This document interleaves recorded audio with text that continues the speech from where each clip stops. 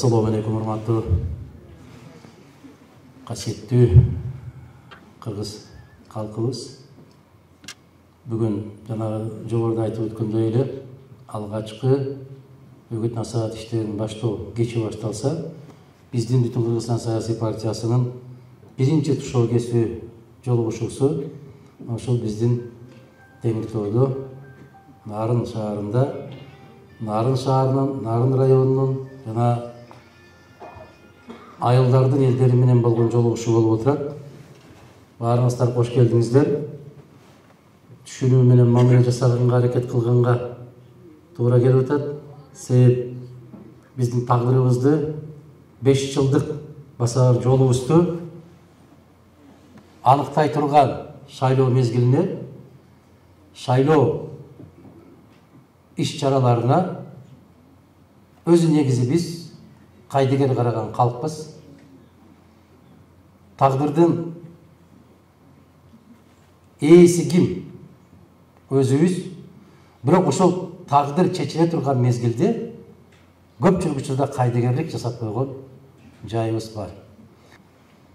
Кыргыз мамлекетинин келечегине, эртеңки күнүнө кайдыгер эмес, биз күйөөбүз, биз эртеңкибизге кызыгабыз деген азаматтар ушул залга келип, эртең жогорку кеңешке баргандан кийин куйругун да карматпай турган депутаттарды ушул жерден кармашыңыздар керек эле.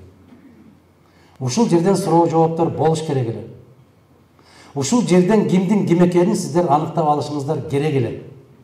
Сиздер элекке салып, элеп көрүшүңүздөр керек эле. Кимдердин көз карашы кандай экен?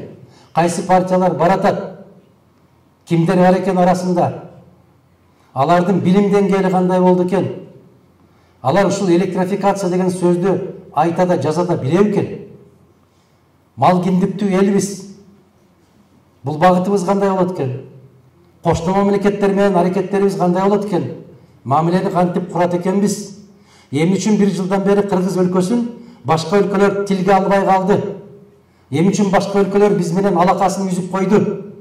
Эмне үчүн биздин карым катнаш токтоп калды? Деген сыяктуу суроолорду эл бериши керек эле. Мына ушул сыяктуу суроолорго жооп берген инсандарды, жигиттерди, кыздарды ишеним көрсөтүп, ошол жака жиберишиңиздер керек эле. Биз 5 жыл кайнайбыз, боркулдап казандай кайнайбыз. Нааразычылыгыбызды 5 жыл айтабыз. Ошол 5 жылда эмес, 1 күндө чечиле турган шайлоо күнү 100% кайдыгерлик кылып, мага баары бир деген сөздөр чыгат. Мен барбасам деле шайланат деген сөздөр чыгат. Шайлоо эртеден эле билинип калган деген сөздөр чыгат. Мына ушундай ар кандай шылтоолорду айтуу менен өз тагдырыбызга өзүбүз ээ болбой келатабыз. Түркия деген мамлекет бар. 80 миллион калкы бар. 60 миллионго жакын шайлоочулары бар. Парламенттик шайлоо болобу, президенттик шайлоо болобу, жергиликтүү шайлоо болобу. А Түркиянын 15 миллионго жакын калкы дүйнөнүн ар кайсы жерлеринде жашап иштеп жүрүшөт, бизнес менен алек болуп жүрүшөт. Шайлоо күнүнө 2-3 күн калганда Германиядан болобу, Голландиядан болобу, Канададан болобу, Россиядан болобу бүтүндөй түрктөр самолет менен учуп кетишет. Мына ошол учурда Түрк Хава жолдору деген авиа компаниясы эбегейсиз көп самолетторду, учактарды коет, бүтүндөй өзүнүн жарандарын Түркияга ташыйт. Эмне үчүн билесиздерби? Мен Стамбулда 1,5 жыл жашадым, билем. 3 шайлоосуна катыштым, байкоочу катарында, билем. Менин өлкөмдө шайлоо болуп атат, мен өлкөмдүн келечегин анықтап такташым керек деп учуп кетишет. Мен барып катышышым керек деп учуп кетишет. А бизде шайлоо болот деген күнү Аллахка жалдырайсың, жаан жаабай турса экен деп. Жаан жаап калган болсо, биз барбай коебуз. Себеп биз кайдыгербиз. Урматтуу туугандар, мүмкүн кайсы бир деңгээлде мен айткан сөздөрүмө макул болуп атасыздар. Бирок ичибизден көп нерсеге нааразычылык пайда болуп атат. Эмнеге катышышыңыздар керек? Мен айтпайм бүтүн Кыргызстанды деп жалгыз. Жок, садагам. Жок дегенде барып, сизге жакпаган партияга каршы добуш бериш үчүн да барып койбойсузбу. Кандай дейсиз? Мына ушул келечегибизди тандайлы деп таң эртең менен туруп, биринчи сапарыбызды тартып, жараткандан жакшылык тилеп, бата тилеп, элден барып бата алып келели деп алдыңыздарга келдик. Ушул бата берип коелу, ишиңиздер ийгиликтүү болсун деп, батабызды берип, сөздөрүн угуп кайталы деп келген сиздерге ыраазычылык билдирем. Сиздер аман болуңуздар, бар болуңуздар. Биз кандай суроолор болгон болсо жооп бергенге даярбыз. Мына азыр тааныштырып өттү, мен кененирээк тааныштырайын. Себеп ар бир адамдын атасынын атын атаса кутусу үйнөт дейт. Илимдин доктору, профессор Таштан мырза, Таштанбек Момолдорович Сияевди тааныйсыздарбы? Мына ушул киши биздин Бүтүн Кыргызстан саясий партиясынан мындан 10 жыл башта эле биздин саясий партияга мүчө болуп кирди эле. Анан кызматка кеткенине байланыштуу партиялык мүчөсүн токтоткон. Кызматтан бошотуп бергенден кийин кайрадан ушул биздин партиянын курамында Бүтүн Кыргызстан саясий партиясы менен эртеңки боло турган жогорку кеңештин шайлоосуна Нарын областынан, тагыраак айтканда Нарын шаары, Нарын районунан талапкер болуп баратат. Кандай дейсиздер? Татыктуу талапкерби же? Татыктуу деп кол чаап алып, эртең арызданбагыла. Тааныбай кетти, карабай кетти, келбей кетти, эл менен жолукпай калды дегендей. Себеби биздин Бүтүн Кыргызстан партиясынын талабын, тартибин жакшы билесиздер. Бизде темирдей тартиби бар партиябыз. Мен көбүнө жакпайм ошон үчүн. Себеп талап каттуу. Талап болбогон жерде ийгилик болбойт. Мына ушул талап менен баратабыз. Карадык. Мындай бир ар кандай бир жаман сөздөр жок артында. Университетте канча жыл иштесе да, ушул артынан бир жаман сөздү уккан жокпуз. Туура ушул? Шундай. Анда алдымда отурган жана айтты, эң жаш талапкер деп. Туура, 30га чыга элек жаш жигит. Биздин ушул Нарын районунан Жапаралиев Улукбек деген жигитибиз бизден. Тааныйсыздарбы? Жапаралиев Улукбек деген жигит. Жапаралиев бул жигит негизи жоопкерчилик тарта турган, өзүнүн көтөрө турган жери азыр ушул күндө жашап аткан жери. Бул Нарын району ата конуш. Өзү конуш кылып, өзү тиричилигин өткөрүп аткан жер биздин Борбор шаарыбызда ушул Кызыл Аскер тарабында жашаган жигитибиз Кызыл Аскерден баратат, бирок өрдөктүн өзү чөлдө болсо да көзү көлдө дейт. Мына ушул жерде Нарын районунда, Нарын областында ар кандай бир иштер болгон болсо, көзү баары ушул жакта. Жүрөгү ушул жакта. Биз кыргыздыгыбыз ушунда турат. Мен жана айттым Тынчтык байкеге, атасына. Сиздин неберелериңиз, шеберелериңиз кимис болсо дагы, урпактарыңыз болгон болсо, баякы мына эмгекчилдеги Тынчтыктын небереси экен деп, биздин кыргыз касиетибиздин каада салтыбыз ушул болуп келген. Чоң атасы, бабасы кайсы жерден экен деп сурат, ошон үчүн жет атасын билбеген кул деген сөз ушундан улам чыккан. Ошол Бишкекке барып, Бишкектен билим алып, керемет мал киндиктүү эл иштегенибиздин себеби биздин бир байлыгыбыздын бири ушул мал чарбасы. Мал чарбачылыгы тармагында бир чоң ишкананын директордун орун басары болуп иштеп аткан жигит Азамат. Азыр жаштардын баарын билесиздер. Көп эле ушу базарга умтулат, машина алып сатканга умтулат, банкка умтулат, же башка бир алып сатар жумуштары менен. Азамат нукура кыргыздын канында бар касиетти кармап, мал киндиктүү элдин азамат жигиттери малдын сырын билүү керек. Мал тармагын өндүрүү маселесинде караш керек. Малдын асын тукумдуулугун караш керек. Мына ушул багыттан илимий бир ишкана, илим менен аралашкан ишкана ал. Ошол ишканада жаш кезине карабастан ошол директордун орун басары болуп иштеп аткан экен. Ушул элдин жүгүнү көтөргөнгө даяр болуп калдым деген экен. Экинчи жагы, дал мен биринчи жолу жогорку кеңешке баргандагы жашта экен. Мен да жогорку кеңешке 29-да барганмын. Мына ушул жол абжол болсун. Кудай кааласа, бүгүн талапкер катарында отурасыңар. Эртең жараткандан буйруп, Кудай кааласа ушул биздин тоолуу областыбыздын тагдырын чечкен, маселесин чечкен, ыйында уккан, ырында уккан, той тамашасындагы жаман жакшылыгында катышкан нукра бир атанын баласы эмес, бүтүндөй элдин уулу болгон күндөрдү насип эткен болсун. Андан кийин Москва шаарынан кече учуп келди. Биздин бүтүн Кыргызстан саясий партиясынан баратат. Аялдардын ичинен биринчи катарда баратат Оразайым Нурматова деген кызыбыз. Бул кызыбыздын баягы кайдыгер болбогондугу, кээ бир жигиттер айта албаган сөздөрдү ачык айкын айтып чыгып аткандыгы, Москвада жашап аткан 700 миңге жакын кыргыз жарандарынын укуктарын талашып, мына ошолордун бүгүнкү муңзарын, эртеңки күнүн ал жердеги не деген дөшалар менен талашып, чыркырап, күйпөлөктөп жүргөн бир азамат кызыбыз, ошо Оразайым Нурматова. Атайын ошол учуп келип, ошол шайлоо өнөктүгүндө мен эл менен, жер менен барып, биринчи жолу барып аткан жерлерим болот. Ошолорду ичинен көрүп келейин деген максат менен келип отурат.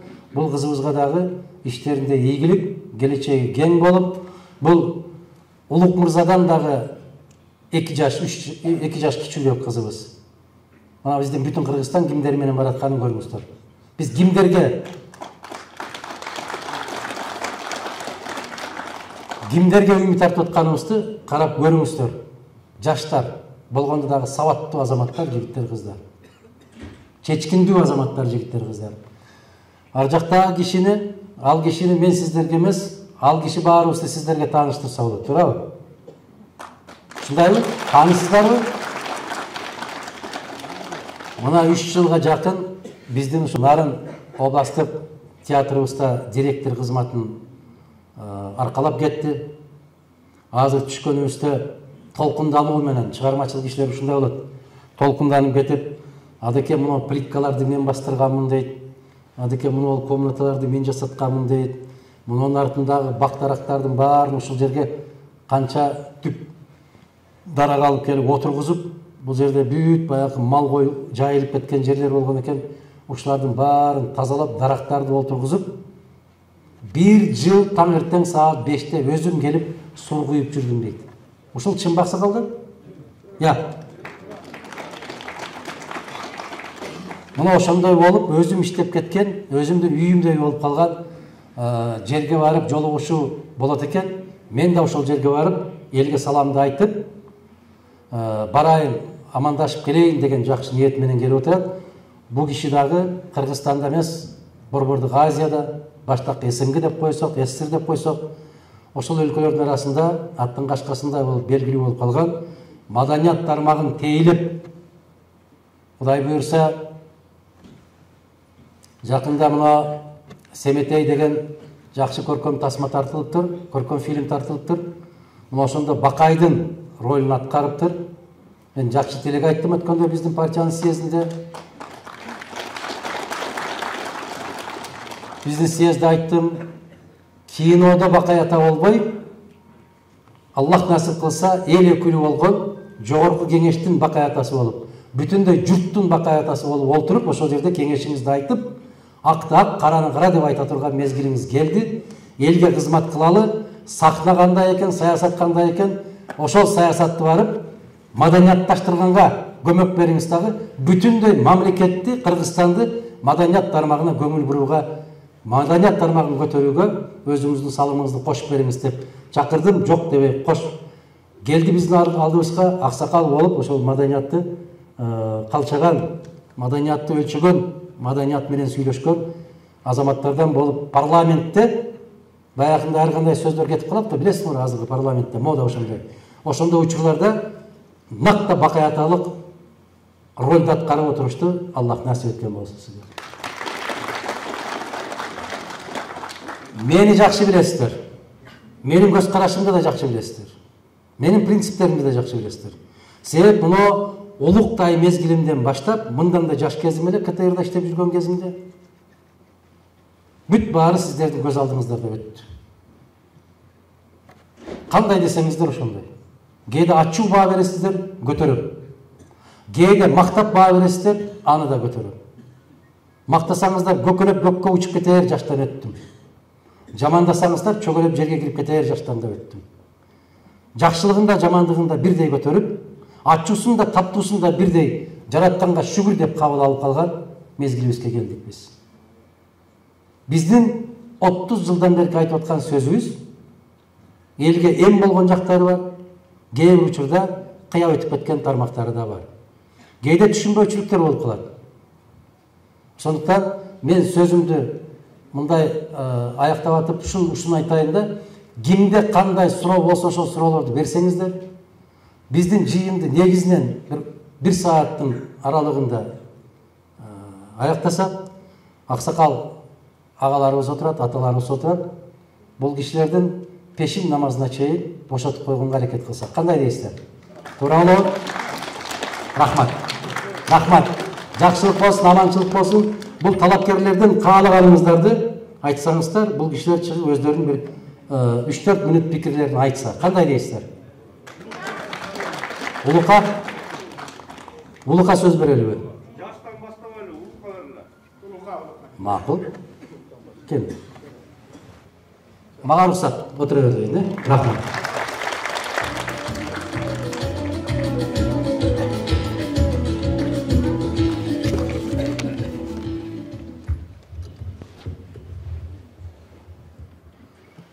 Саламатсыздарбы, урматтуу жерлештер. Биринчи рет өзүмдү тааныштырып кетейин. Менин атым Улукбек, фамилиям Жапаралиев. Өзүм Нарын районунда Дөбөл айылынан болом.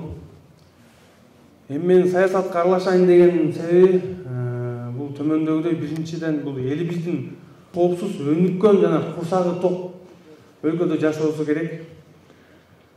Өлкөбүз эгемендүү болгонуна 30 жылдан ашса дагы биз эгемендүү боло элекпиз. Анткени биз тамак аш коопсуздугун камсыз кыла элекпиз. Камсыз кылыш үчүн аны камсыз кылмайын биз эч качан эгемендүү боло албайбыз. Кудай сактасын, биз изоляцияда калсак, ким билет, эл менен эмне болорун. Бизге пандемия көп нерсени көрсөттү. Кооптуу экенин көрдүк. Базарларда тамак аштар кандай кымбаттады, өзүңөр көрдүңүздөр. Кыргызстанда жер, суу, адам ресурстары жетиштүү. Өзүбүз тамак аш менен камсыз кылууга толук мүмкүнчүлүктөрүбүз бар. Айтып турсам да көп нерселер бар. Ошонун бирөөсү бул ушундай суу ресурстары менен бай болуп туруп, биз энергетика менен көз карандыбыз. Аны жоюу үчүн биз бизнесмендерге шарт түзүп берсек, кичи кестерди курсак болот да. Анын акырын айтарым, бул Кыргызстанда коррупция менен мындан да күчтүүрөөк күрөшүбүз керек. Урматтуу туугандар, урматтуу жердештер, тазалыкты, ыймандуулукту, мыйзамдын диктатурасын талап кылып турган партия, Бүтүн Кыргызстан партиясы. Анын ичинден мага 42 номердеги добуш бериңиздерди суранам. Бүгүнкү добушка келгениңиздерге чоң рахмат. Урматтуу агайын туугандар, Кыргызстандагы партиялардын арасынан чүчүгүла кармадык. Биз абдан жакшы бир номерге ээ болдук. Номер 2. Кошоп койгондар. Демек биз 2ден жогорураак келишибиз керек деп түшүндүңөрбү? 2ден артында бирөө бар. Азыр эми сөздү мен биздин айымга кандай дейсиздер? Кыздарыбыз отурат. Келиңиз, Орозайым, сөз сизде. Саламатсыздарбы, урматтуу мекендештер.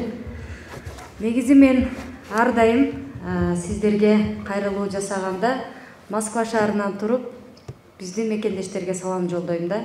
Азыр сиздердин маңдайыңыздарда сиздер менен учурашып, ушундай маңдай теске жолугушуп жатканыма абдан кубанычтамын. Башкача бир толкундоолор болуп жатат.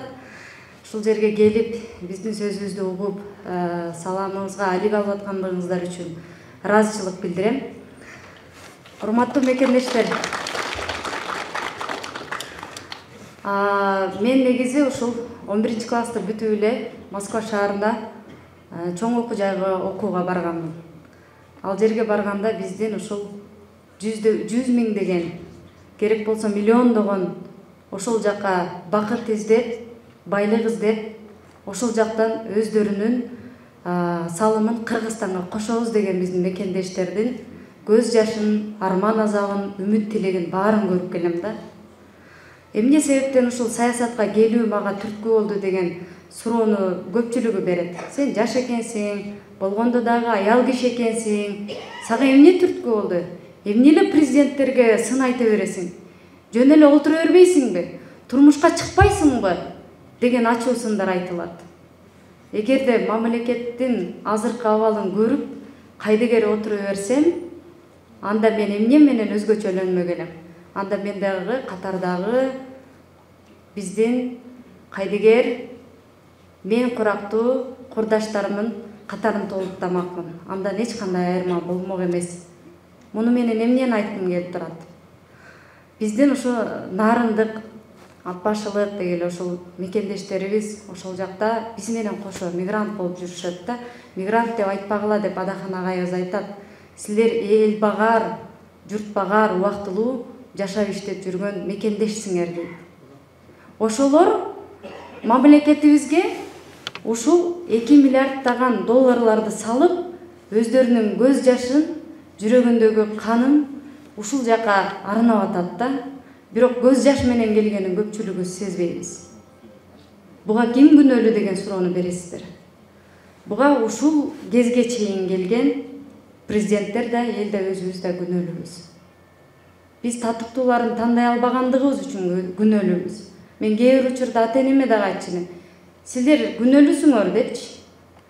Биз азыр 3-чү муун мигрант болуп атабыз. Неге татыктуусун тандабадыңыздар деп? Неге кезинде алдандыңыздар? Эмне кезинде сатылдыңыздар? Неге кайдыгер карап отурдуңуздар? Эмнеге жол бердиңиздер? 15-16 жаштагы кыздар иштеп жүрөт. Көз жашын төгүп коюп, кордукту көрүп. Ошол кыздардын тагдыры талкалангандыгына ким жоопкер? Мына ушул суроолордун алкагында, ушул кыйынчылыктын артында мен ошолордун сөзүн сиздерге жеткирейин деп келип турам да. Анан биздин ушул мекендештерибиз, менин укугум бар, мен мыйзамсыздыктарга макул эмесмин деген мекендештерибиз ушундай бир кыймылдарды түптөп, ошол жерде өздөрүнүн бактысы үчүн, өздөрүнүн бактылуу тагдыры үчүн күрөшүп жүрүшөт да. Анан ошолор сиздерден үмүт артат. Эмне себептен? Себеп дегенде миллиондогон мигранттардын шайлоо укугунан ажыратып койгон кайсы бийлик келбесин асмандан айды күндү алып берем деп убада кылат дагы. Бирок дайыма бизди өгөйлөп, силер мамлекеттин өгөй баласысыңар. Силердин тапкан акчаңар адал, добушуңар арам деп бизди өгөйлөнтүп бөлүп келет. Биз шайлоого катышып, өзүбүздүн татыктуу тандообузду тандай албай келебиз. Ошол мигранттардын, ошол мекендештердин тандоосун сиздер тандап бериңиздерчи, жаркын жашоону сиздер бизге алып бериңиздерчи деп мен сиздерден суранганы келдим. Биздин бүтүн Кыргызстан партиясын алып бергиле деп мен сиздерден суранбайм. Болгону кайдыгер карабай өзүңүздөрдүн миллиондоп тентип кеткен мекендештериңиздердин таалайын, тагдырын, ушу бакытын Кыргызстандан табыш үчүн ошолорго мүмкүнчүлүк алып бериңиздерчи. Үйдө отурбаңыздарчы, шайлоого катышыңыздарчы. Бизди жаман көрсөңөр, жакшы көргөн партияңарды шайлагылачы, сураныч. Болгону кайдыгер калбагылачы. Кыргызстан жок болуп кетүү абалында турат. Биз жоготуп алышыбыз мүмкүн Кыргызстаныбызды.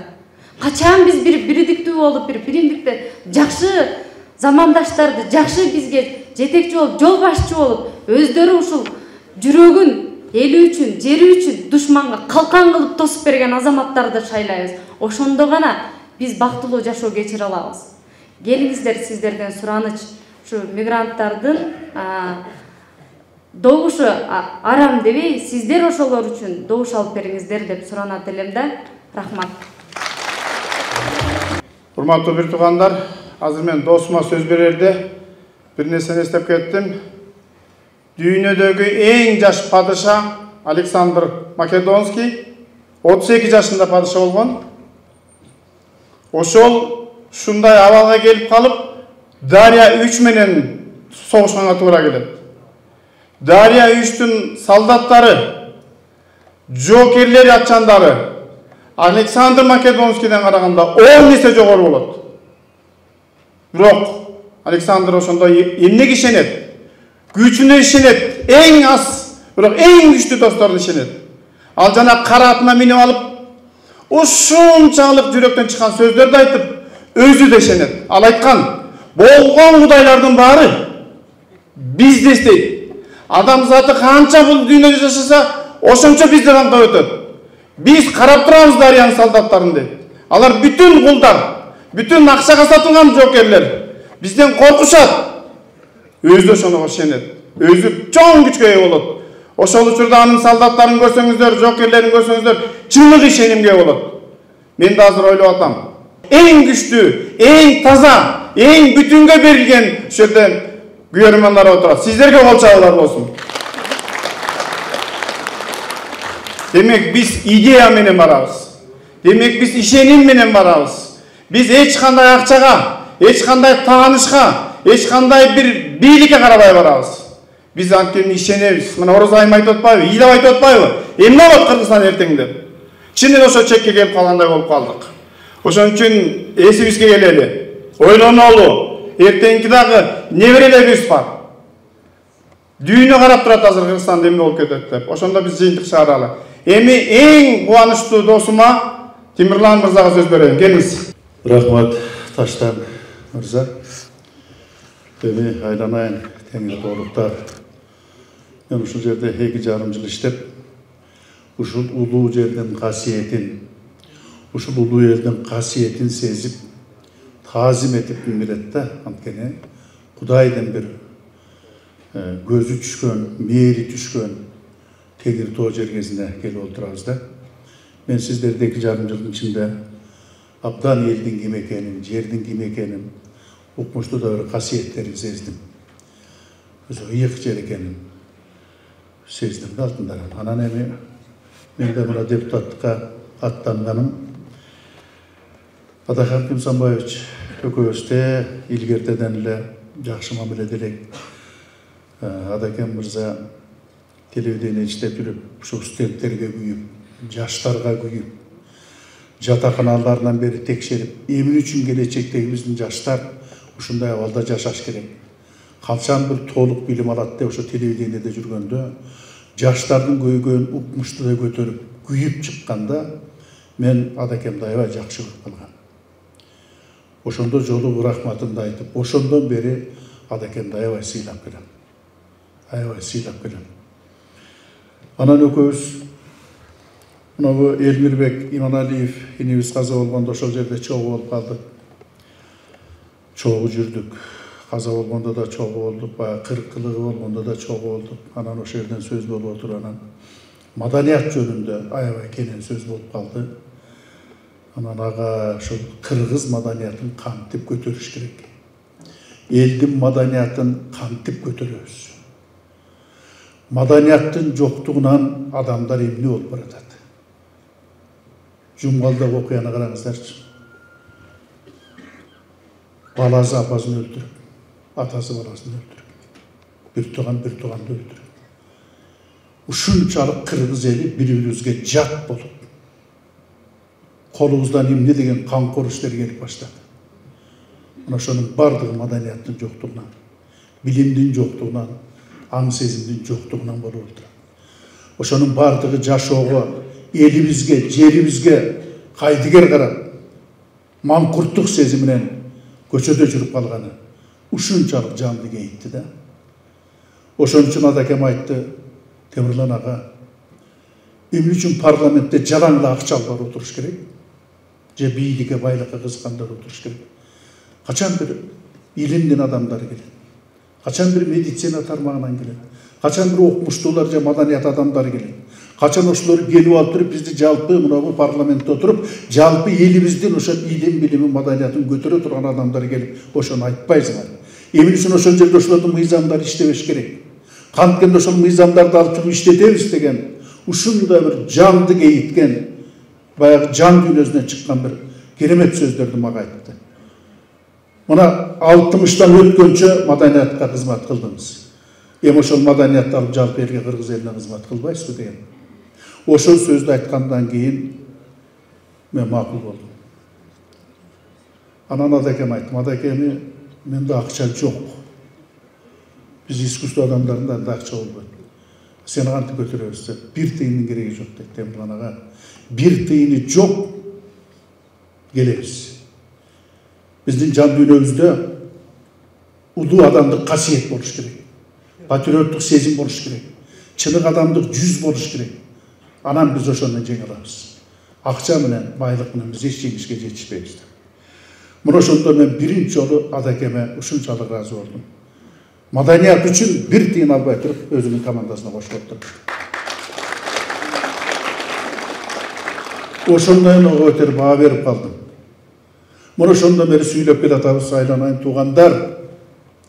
Мына Адакем мен өткөндө да айттым. Мен ошо чогуу жүргөн адам катары айтар элем. Ушул баланын жан дүйнөсү жанчылып бүттү. Жүрөгү тилинип бүттү, элим деп жүрүп. Муну жакшы да көрүп атышат, жаман да көрүп атышат, тепкилеп атышат, саткын деп атышат, эмне деген гана сөздөр айтылбады. Бүт баарына чыдады, эл үчүн чыдады. Болбосо колунан келбек. Канча бийликтегилер чакырды. Өзүнүн кызыкчылыгы үчүн бир чоң бийликке келип алып, акчаны алып алып, дардактап жүрсө жарашмак. Эгер да акылы жок болсо. Эч кимизде кошулган жок. Бирөөнө да аралашкан жок. Канчалык жаман көрсө дагы, тепкилесе дагы, өткөндө айтты Темирлан байке, мен эч кимге аралашпайм. Эч бир партияга да аралашпайм. Мен ачка калсам дагы таза боюнча калышым керек деди. Эмне деген сөз? Мына ошондой татынакай адамыбыз мына алдыңыздарда отурат. Мына айланайын туугандар, ошо бизди деле айтып атпайбы, бул эми артисттерин кылбайбы дейт. Көп сөздөр топту. Жөн отурбайбы, чачына карты бир акбаш текедей болбой отурбайбы деген сөздөр көп. Жок, отурат элек. Бирок отурганга мүмкүн эмес экен да бизге. Эгер элиңди, жериңди сүйсөң, 80-ге чыгасың, 90-га чыгасың, башың менен жер казышың керек экен. Жанагыда жаштар келди, жаштарга дагы айта турган, ошолорду жетелей турган, ошолорго бир акыл айта турган адамдар да керек да. Алтындарым, кандай дейсиңер? Бири-бирибизди колдошубуз керек. Мына азыр биздин Кыргызстанда мен эми жамандагым келбейт, эч кимди жамандагым келбейт. Биздин өзүбүздүн жакшынакай программабыз бар. Алдыга койгон асыл тилектерибиз бар. Бийик максаттарыбыз бар. Мисалы мен бир жолу айткам Адакем жөнүндө. Муштумдай болгон жүрөгүнө кыргыздын ала тоозун, кыргыз деген улуу журтту батырып алган жигит. Ошол жүрөк менде да бар. Ошол жүрөк Орозайымда да бар. Ошол жүрөк мына Атакемде, мына уулумда бар.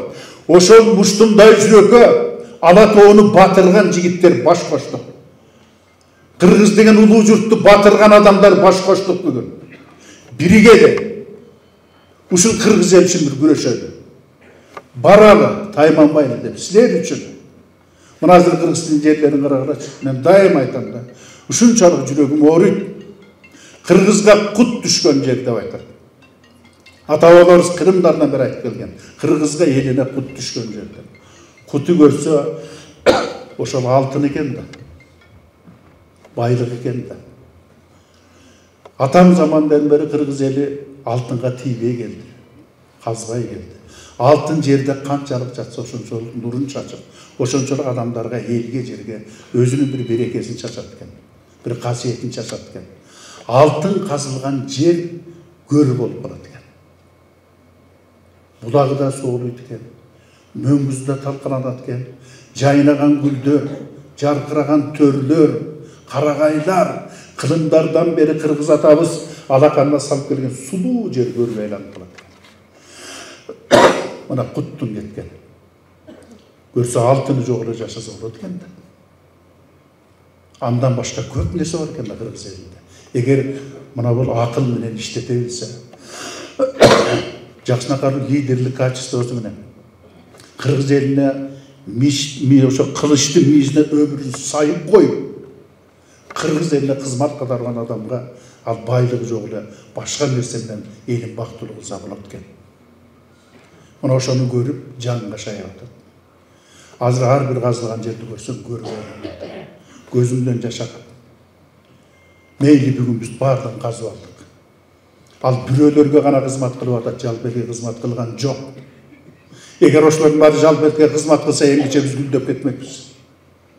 Күндөн күнгө турмушубуз оорлоп баратат. А жерлер казылып атат, байлыктар кетип атат.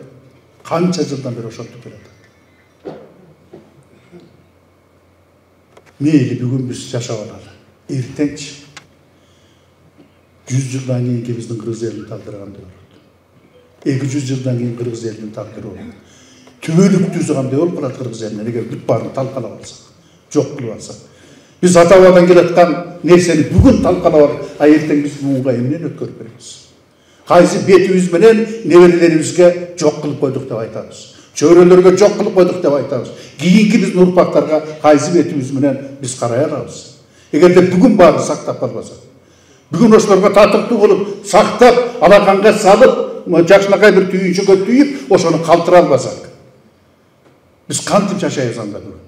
Бүгүн эле өзүбүздү ойлой берсек, бүгүн өзүмдү ойлой берсем, а менин балдарымчы, неберелеримчи, айланайын кыргыз элимдин келечек жашоосучу, кыргыз деген улуу журт каякта калат? Ала Тоо деген касиеттүү жер каякта калат? Бүгүн бүт баарын талкалап алсак. Мына ошон үчүн аттандык, айланайын туугандар. Ошонун баарын сактап калыш керек. Бир учур керек аз убакытта. Эгерде мына жаштарды окутуп, келечекте ошолордун баардыгын ар бир тармактары боюнча даярдап алсак, билимдүү жаштарды алып келип ошолорго шарт түзүп берсек, ошолор келет дагы алтынды касканда абайлап, бузбай туруп каскандай кылып. Бузбай туруп чекесинен алып гана керектүү учурда пайдалана тургандай кылып туруп жасасак болот да, кандай дейсиздер туугандар? Ага жеткирбей туруп, бирөөлөрдү алып берип каштырып койгондо, алар кыргыздын жерин сактап бербейт да, алат да кетет. Эртең кыргыз элин баардык жоккаларга бирти. Анткени байлыктан көзүнөн өтүп турган адамдар келет ошол жерге. Элге кызмат кылалы деп келген жок да ошолор. Кыргыз элине бир жакшылык кылалы деп келген жок да. Байлыгыбызды тартып эртең кыргыз элине эмне кылабыз? Мына ошон үчүн аттандык. Айланайын туугандар. Бул жан дүйнөнүн кыйкырыгы. Ошон үчүн айланайын туугандар, келгиле. Өзүбүздүн бактыбызды өзүбүз колдойлу. Өзүбүздүн жерибизди өзүбүз сактайлы. Өзүбүздүн чыныгы патриот уулдарыбыздын ким экенин билели, көзүбүздү ачалы, ойлонолу. Бирөө минтип койду эле деген сөздөн алыс бололу. Бирөө тигинтип койду эле деген сөздөн алыс бололу. Мен кечөөнү бирөөдөн уктум деген нерсени токтото чыга кылайындар. Ар бир нерсени өзүбүз чечет, ар бир адамдын өзүнүн позициясы болуш керек. Ар бир адам өзү ойлонуш керек, ар бир адам өзү талдаш керек. Ар бир нерсени айтаардан мурда. Ошого жетишсек, анда биз кыргыз элинин чыныгы асыл адамдары боло алабыз, айланайындар. Ошондон бирөөнүн сөзүнө ишенбейли, бирөөнүн сөзүн укпайлы, көзүң менен көрмөйүнчө айтыш болбойт, айланайын туугандар. Мен сиздердин баардыгыңыздарды, мына азыр канча партиялар келет, канча кыз жигиттерибиз келет, биз аларды жамандай албайбыз. Аларга жаман сөз айта албайбыз. Колдогула, каалаганыңарга салгыла. Бир гана нерсе, өзүңөрдүн уулуңарга өзүңөр милдеттүү болуп, кул болуп калбагылачы. Бир болбогон тыйынын алат дагы, эртең бирдеме десең, эй байке, эй эже, албадың алчуңду деген сөз абдан жаман нерсе. Кичинекей бир 1000 сомго балдардын келечегин сатпайлычы. Кичинекей неберелердин келечегин сатпайлычы. Жайнаган көздөрдү сатпайлычы. Кичинекей ымыркайыбыздын күлкүсүн сатпайлычы. Өмүрүн сатпайлычы кагылайындар. Мен сиздерден ушуну сурайм. Албагылачы. Жөн эле салып бергилечи, жакшы көрсөң. Мен ушуга сиздерди үмүттөйм. Анан эми айланайын туугандар, мына бүтүн Кыргызстан саясий партиясынын өзүңөр көрдүңөр, кандай татынакай жаштар, жакшынакай кыздар, балдар келип атат. Мен сиздерге ишендире алам. Мына башка партиялар маданият, илим, билимден адамдарын алганда жок. Баары эле баягы акча менен чогулуп. Акчасын жоготкон адам алачачан кызмат кылбайт, ошол акчасын табыш керек. Ал эмне келесоо экен? Миллион акчаны төгүп койгондан кийин жүрө берди. Аны экесин табыш керек. Анан элдин тагдыры каякта калат? Жердин тагдыры каякта калат? Ошондон айланып тургандар, келиңиздер. Бардыгыбыз биригели. Бир муштумга түйүлөлү. Кыргыз эл үчүн жет областын адамдары биригип, Кыргыз ала тобуздун коюнда турган бүт адамдар биригип, жашыбыздан карыбызга чейин айланайындар. Бир муштумга келели дагы өзүбүздүн тагдырыбызды чечип алалы. Мыктынын мыктысын тандайлы. Келечегибизди тандайлы. Кудай ар бириңиздерге ден соолук берсин, өмүр берсин. Ылайым жерибиздин куту кетпесин, берекеси төгүлүп турсун. Аман болуңуздар. Урматтуу эл журт, мен бир эки сөз айткым келип атат. Кыргыз жолукканда эң оболу мал жангандай деп сурайт да. Андан кийин сурайт. Бир бооруң бүтүнбү дейт. Бүтүнсүңбү деп сурайт. Демек, бүтүн деген сөз категория илимдин катарындагы. Бул кыргыздын эң түпкү бир ыйык сөздөрдүн бири. Бул биринчиден. Экинчиден, урматтуу мына студенттер отурат. Илимде синтез деген ыкма бар. Анда эмне кылат? Мисалы, адамдардын организмин окуганда дем алуу системасы, тамак сиңирүү системасы, жана башка деп системада окуйт да. Аны окуй беребиз, мисалы, дем алуу системасынан мурун, ооз, кекиртек жана башка деп. Бирок ал системалар өз алдынча таптакыр иштебейт. Иштеши да мүмкүн эмес. Ушул сыяктуу болуп бүтүн Кыргызстандын дебиси ошо болуп атат. Бүтүн Кыргызстан. Бир дагы түндүк Кыргызстан деген жок. Түштүк Кыргызстан деген жок. Ошондуктан бул партия ыйыктык ушунда жатат. Анан карасаңыздар, Кыргызстандын картасында жылдыз болуп жанып турат. Ылайым ушундай болсун. Партия дайыма Кыргызстандын тагдырына жылдыз болсун. Келечекке жылдыз болсун. Анан баарыбыз кайтам ушул. Дайыма бүтүн жолугалы, толук жолугалы. Боорубуз дайыма бүтүн болсун. Сөздөрдү уктуңуздар, пикирлерди уктуңуздар. Бизде да мүмкүнчүлүк бар, байкадыңыздар. Темирлан мырза дагы, Таштанбек мырза дагы аябай көп нерселерди айтса болот. Биз муну жасап беребиз, биз аны жасап беребиз, биз аларды бүтүрөбүз, биз буларды бүтүрөбүз деп. Чындыгын айтканда, эч ким эч нерсе бүтүрбөйт. Эч кайсы партия бүтүрбөйт. Анын баарын бүтүрө турган муну калдайган карапайым калк болот. Ошол калкты эмне кылуу керек өкмөттүн, мамлекеттин, бийликтин милдети эмнеде турат? Тумшуктууга чокутпай, канаттууга кактырбай, жетим жесир мунчу майыпты карыя картаң алсыз калган азаматтарыбызды ата эненин мээрине бөлөп, ушундай кастарлап багып алуу, сырткы коркунучтардын бүтүндөй баарын жоюу, ички биримдикти камсыз кылуу. Мына ушул 3 гана маселени алыш керек парламент. Биз жаман үйрөнүп алганбыз да.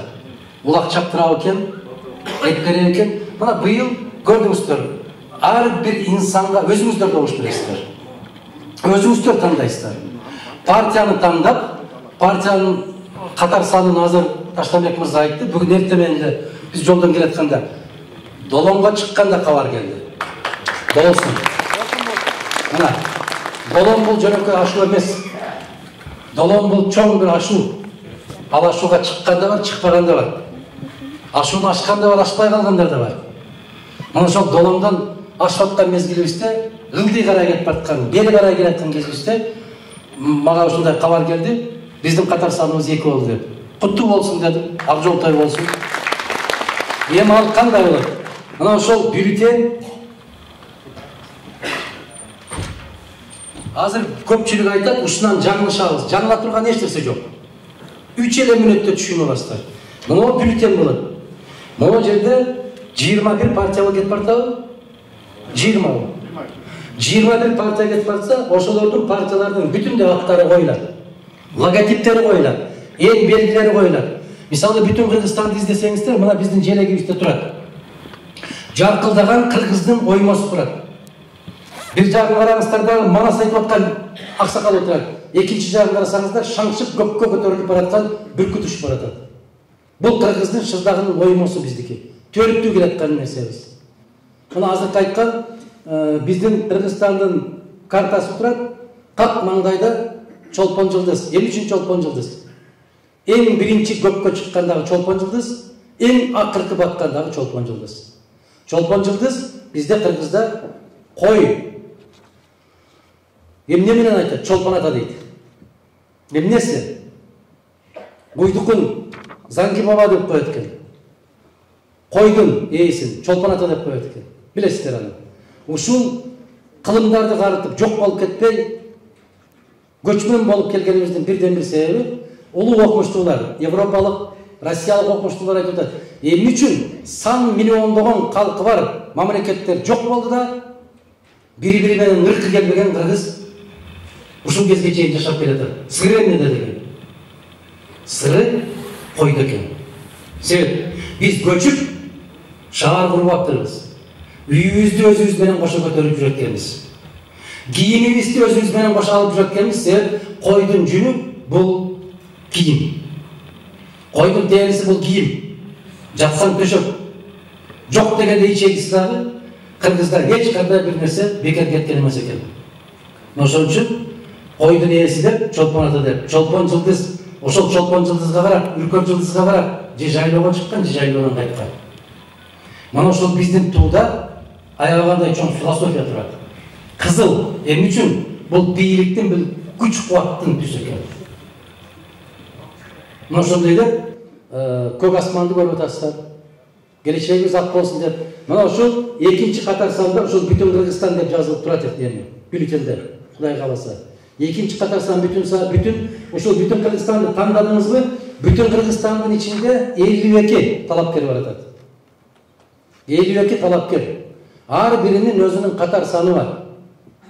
Биринчи турган киши, экинчи, үчүнчү турган киши алар өтпөй калышы мүмкүн, толук ыктымал.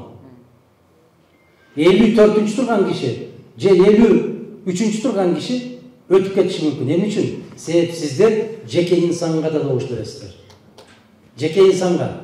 Мына Улукбек Жапаралиев деп айтып атпаймынбы мен? Көрдүңүздөрбү? Бишкектен да добуш бере алат, Нарындан да добуш бере алат, Москвадан да, Америкадан, Түркиядан да добуш бере алат.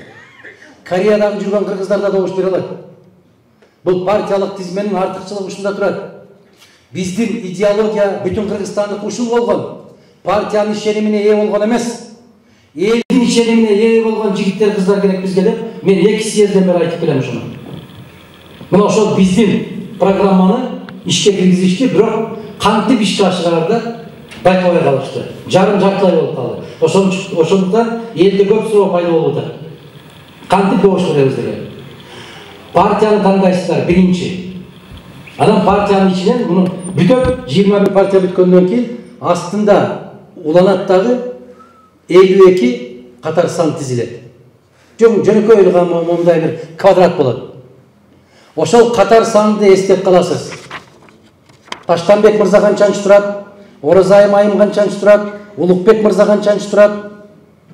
Темирлан Сыманбеков деген агабыз канчанчы турат деп карап аласыздар.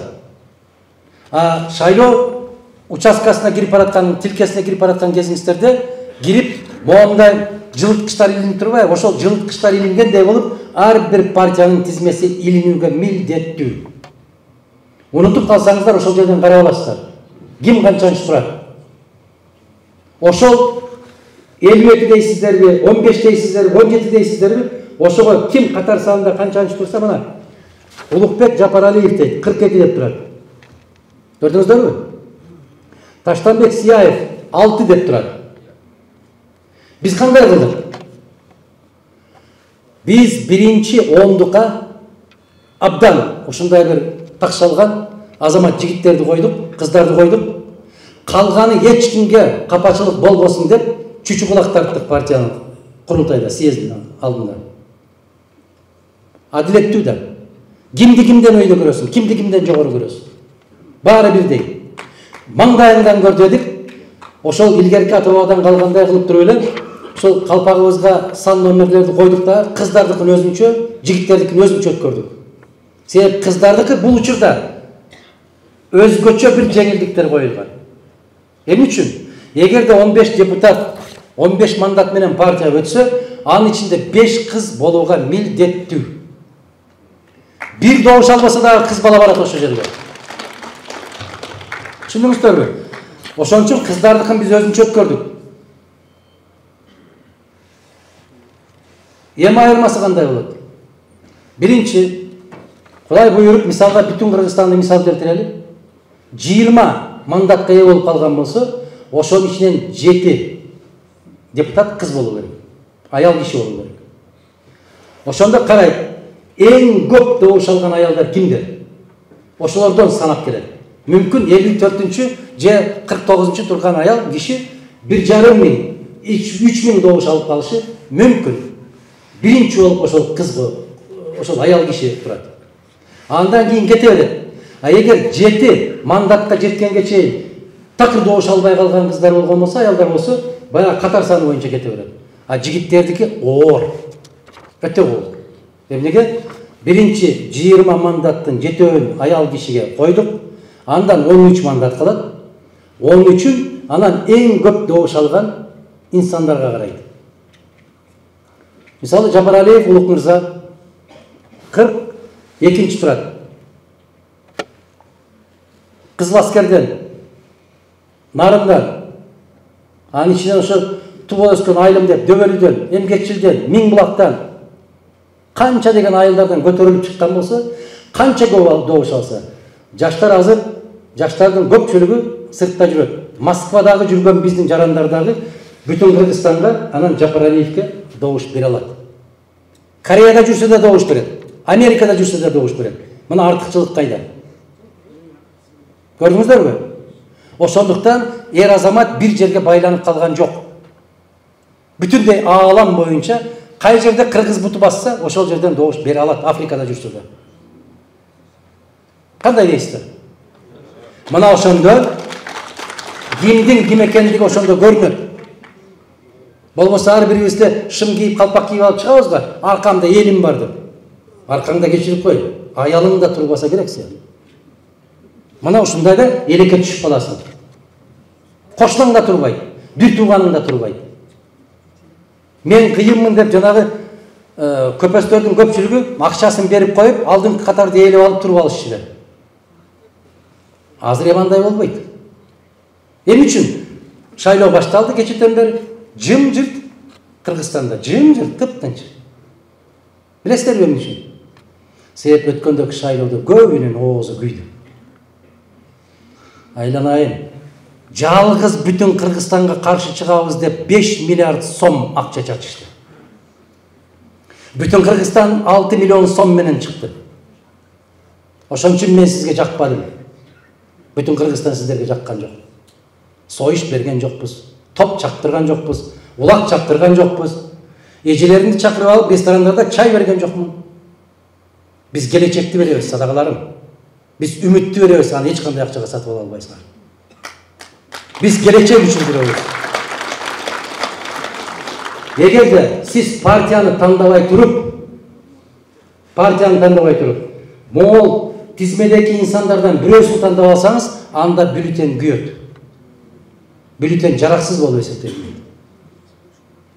Ошондуктан жеке инсанды, жигитти же кызды тандардын алдында партиясын тандаңыздар. Партияны тандап, анан ошол жигитке же ошол кызга добуш бериңиздер. Эгерде партияны эле тандап, могул жактагы 54 санга эч кимисине добуш бербей койсоңуздар, ал бюллетень жарактуу. Партиянын эсебине кете берет. Түшүндүңүздөрбү?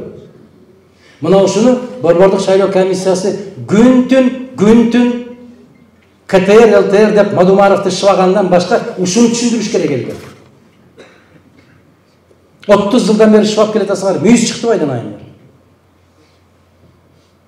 Мына ушул нерсени терең түшүнүп алыңыздар. Биздин талапкерлер да көчөмө-көчө ар бир инсандар менен жолукканда ушуну так түшүндүрүңүздөр. Себеп азыр сандары башка-башка болуп турса, ойлошуңуздар мүмкүн да, бул кандай болуп калды? Экөө бир партияда экен, экөөнүн саны башка экен. Бул турган 42-6 бул катар саны. Партияны тандап туруп, анан ушул жигиттер кыздар жакса, ушуларга добуш бересиздер деген. Ушул түшүнүк. Сияев мырза Нарындан эле эмес. Мына Баткенге барып лекция окуп атат, Ошко барып, Таласка барып, Ысык көлгө барып лекция окуп атат. Ошол жерде кесиптештери добуш бере турган болсо, Ысык көлдөн да добуш алат, Баткенден да добуш алат, Америкадан менен Турциядан да добуш алат. Дал ошондой эле Темирлан мырза, Кудайга шүгүр, маданиятты көтөрөбүз деген азаматтар күндөн күнгө көтөрүлүшүп, мына областтык эмес, республикалык театрлардын бүт баары жыйын өткөрүп акылдашып атыптыр. Ушул маданият деп какшап жүргөн азаматтарыбыздан бирөө баратыптыр. Ушул кишиге маданиятты жүктөйлү деп Кыргызстандагы бүт маданият кызматкерлери, театр ишмерлери ушул жигитти колдоп алалычы деген бир ураан чакырык таштагандай болуп атыптыр. Мен уктум, биздин Нарын областтык театрыбыздагы болбогондо 70% ушу Темирлан мырзаны колдоп берели деген чечим кабыл алды деген сөздү уктум. Куттуу болсун ошол. Бюллетенди абайлаңыздар, туугандар. Абайлаңыздар. Тандаңыздар. Жана айттык го кайрылууларыбыздар. Жаман көрсөңүздөр дагы жок дегенде жаман көрөм деп айтып койгулачы. Тек гана кайдыгер болбогулачы. Келгиле айланайындар. Өз тагдырыбызды өзүбүз чечели. Өз келечегибизди өзүбүз алалы колубузга. Өз жоопкерчилигибизди өзүбүз көтөрөлү. Анан кийин капа болуп, тагдырыңа капа болбо. Өзүңө капа бол. Себеп биз ошондой кайдыгер болдук. Кандай дейсиздер? Мен ишенем, Кудай кааласа быйылкы шайлоо өзгөчө өтөт. Биринчиден жанагындай концерт, тамак аш дегендердин баары каттуу тыюу салынган. Биз ушуну 15 жыл, 20 жылдан бери какшап жүрдүк эле. Муну шайлоо бүтүн Кыргызстандын көңүлүнө сары майдай жага турган шайлоо. Себеп бай болосуңбу, кедей болосуңбу, тайсой бойсуң. 2 күн сахнага чыгып койгон, 3 жерде жети канча болорун билбеген жылдыздарды алып келип концерт койбойсуң. Жаштарды тайраңдатып дискотека кылбайсың. Эсиң ооп калганча, чоң атаңдын ким экенин билбей калганча улак чаппайсың. Келечекти тандайсың, улакчын эмес. Мына ушул жолго баралы туугандар. Себеп биздин өзүбүздө жоопкерчилик. Муну бараткан ыкма ушул эреже, бул накта ушул бүтүн Кыргызстандын эрежеси. Так болуш керек. Сиздер чөнтөгүнө карабай, акылына карашыбыз керек. Короодогу коюн эмес, башындагы оюна карашыбыз керек. Туура жазалабы, жазалбайбы? Көрдүңүздөр? Натыйжада эмне болуп атабыз? Өзгөн районун тарс эткирип, Баткен областына кошуп жиберген министрлер пайда болду. Ал эмес, букадан 11 литр сүт алган министрлер пайда болду. Көрдүңүздөрбү ошону? Алар кайдан чыкты? Мына ошол улакчылардын арасынан чыкты. Кантип? Ошолор улак чаптырды дагы, сиздердин добушуңуздарды алды, сиздер менен иши жок, барды дагы ошол өзүнө окшогон улакчыларды министрликке, орун басарлыктарга дайындап атышат. Бул не деген жакшылык? Кандай дейсиздер? Токтонолу. Кошуна өлкөлөргө уят болуп бүттүк. Эми токтойлу, үмүтүм ушундай, Кудай кааласа жакшылык болот, жакшылыктан үмүттү үзбөйлү. Биздин бүтүн Кыргызстан партиясынын эң алдына койгон бирден бир гана максаты ушул болуп турат. Ар бир мамлекетке тең ата сүйлөшө алалы. Теңме-тең боло алалы. Сен кимсиң деп көкрөктөн түрттүрбөгөндөй бололу. Кыргызча десе кыргызча, орусча десе орусча, кай тилде болсо ошол тилде сүйлөй турган азамат жигиттерибиз, кыздарыбыз бар биздин. Ошолорду алып барганды үйрөнөлү. Кече эле мына биздин Миңбулакта чоң апаат болду, көрдүңүздөр. Солтан Сары боюнча. Ушул 120 депутаттын ичинен бирөө келип койду ошол мезгилде. Мына ошол Миңбулактын балдары барып, мага улам баргандан мен баламды үйлөдүм эле, эртеси күнү кудамды да тоспостон туруп ушул жака келдим эле мен. 27 декабрь эле. Муну эмне үчүн эстеп атам? Ошондо жаш жигиттер, улан деген талант деген жигиттер, Алахан байке ушундай болду, рахмат сизге, рахмат деп аябай каттуу ыраазычылыгын айтып атканда мен айттым эле, жигиттер кубанбагыла. Азыр ушул залда отургандар дүркүрөтүп кол чапты. Бирок биз оомабыз. 3 күн өтөт. Аким чакырып бир жерге тай союп, 40 аксакалды чакырып тамак чай берип койгондон кийин бүгүнкү алган чечимин тескери кайра кабыл алдырып берет. Десем, сиз такыр эч нерсеге ишенбеген кишисиз го деп капа болду эле. 10 күндөн кийин ошол жигиттер Бишкекке барды. Сиздин көзүңүз ачык экен дейт. Эмне болду? Ошол сиз айткандай аксакалдарды чакырып кайра башка чечимге кол койдуруп алыптыр дейт. Токтомогул аксакалдар. Апалар, эч кимибиз ачык эмеспиз.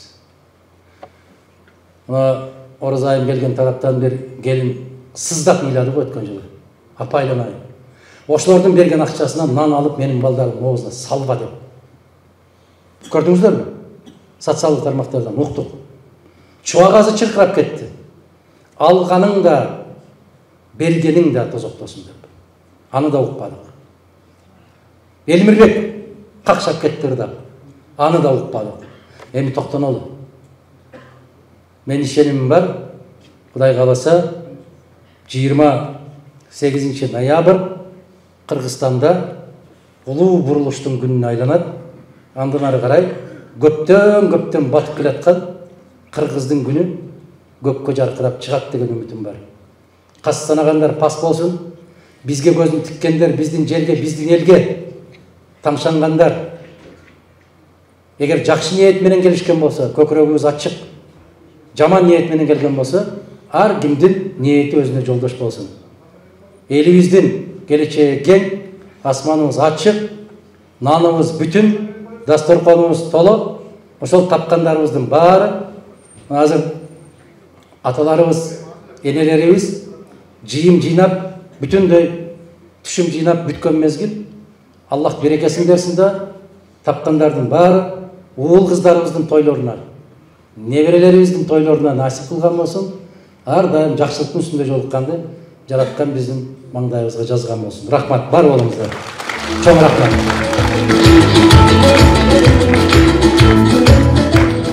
Чоң рахмат. Азыр отургуздар. 1 мүнөткө ушул жерде мына Дүйшөналы Байкем отурат. 80ге чыгып Нарын шаары, Нарын областындагы эң ардактуу врач. Байке келип бир жакшы сөздөрүңүздү айтып койсоңуз, Дүйшөналы Байке. Байкем болчулар. Келиңиздер.